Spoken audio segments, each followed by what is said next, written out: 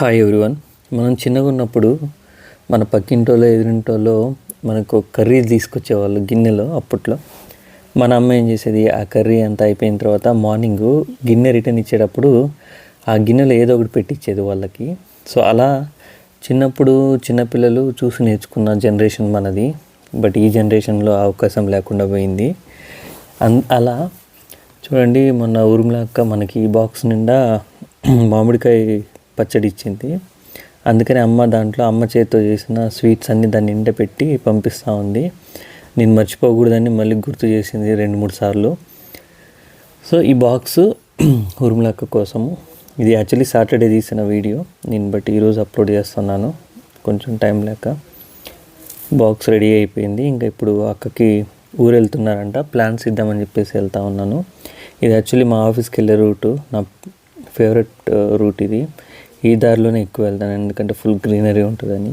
At least మంచి oxygen అన్న పీల్చుకోవచ్చు అన్న ఉద్దేశంతో ఈ రూట్కి వెళ్తాను నేను. ఎక్కువ మెయిన్ రోడ్లో వెళ్ళను. ఇంకా ఫైనల్గా రీచ్ అయిపోయాను నర్సరీకి. సో నర్సరీకి రీచ్ అయిన తర్వాత ఇక్కడ మీకు ఒకటి చూపిస్తా చూడండి. చాలా వరకు వీళ్ళు ఏం చేస్తారంటే ఈ లిసియంతస్ ప్లాంట్స్ని పైన కొమ్మలు గిల్లేస్తే సైడ్కి అలాగే బ్రాంచెస్ వస్తాయి చిన్నగా ఉన్నప్పుడే. సో అది కొంచెం బుషీగా వస్తుంది, ఎక్కువ దానిలోకి ఎక్కువ కొమ్మలు వస్తాయి, ఎక్కువ పూలు పూస్తాయి. అందుకని చెప్పేసి వీళ్ళు ఇలా చేస్తారు.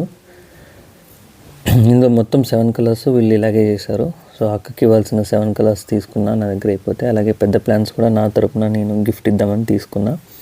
దాంతోపాటు పింక్ సంపంగి కూడా తీసుకున్నా. అక్క వాళ్ళకి చాలా ఓపెన్ ప్లేస్ ఉందంట ప్లాంట్స్ పెట్టుకోవడానికి. అందుకని చెప్పేసి ఇది తీసుకున్నాను. పింక్ సంపంగి, ఇది పెద్ద చెట్టు అవుతుంది. ఇంకా తీసేసుకొని పాపం ఇంకా నర్సరీ అన్న అంతా సెట్ చేస్తూ ఉన్నాడు మనకు స్కూటీలో తీసుకెళ్ళడానికి. అక్క వాళ్ళు బ్రూక్ఫీల్డ్లో ఉంటారు.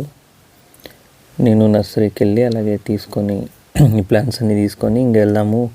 నేను ఎలాగో ఫ్రెండ్స్ని మీట్ అవ్వాలి, ఆ రూట్కి వెళ్ళేది, అక్క వాళ్ళు ఉన్న ఏరియాకి నేను కూడా వెళ్ళేది.